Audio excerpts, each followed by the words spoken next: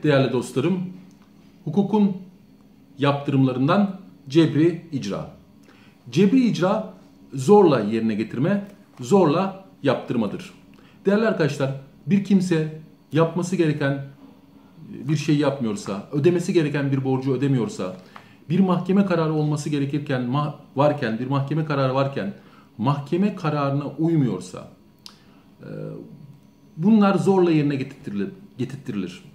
Hukukumuzda İKK yoktur. Yani İKK kişinin kendi eliyle alacağını tahsil etmesi yolu yoktur. Zorla yaptırma görev ve yetkisi sadece devlete aittir. Arkadaşlar zorla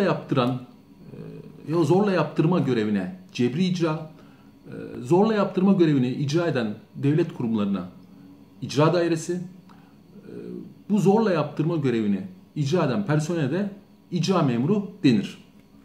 Örneğin çocuğun velayeti anneye aittir. Ancak babanın çocuğu hafta sonlarında görme hakkı vardır.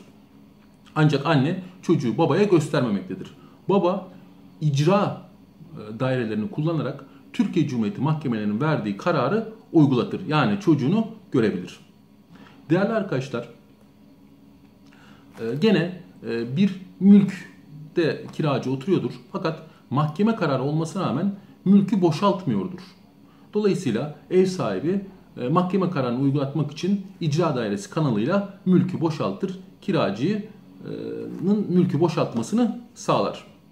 Değerli arkadaşlar, hukukumuzda, modern icra hukukunda borçlu borcu sebebiyle hapse atılmaz. Ancak borcun ödemesi için kendisine bazı yaptırımlar ve cezalar uygulanabilir. Nedir bunlar? Borçlunun mal beyanında bulunması için kendisine arkadaşlarım mal beyanında bulunması için hapisle zorlanabilir kendisi veya gerçeğe aykırı mal beyanında bulunursa hapsedilebilir. Evet arkadaşlar, özellikle biliyorsunuz borçların tahsil edilmesinde cebri icra uygulanırken devlet resen cebri icraya gitmez.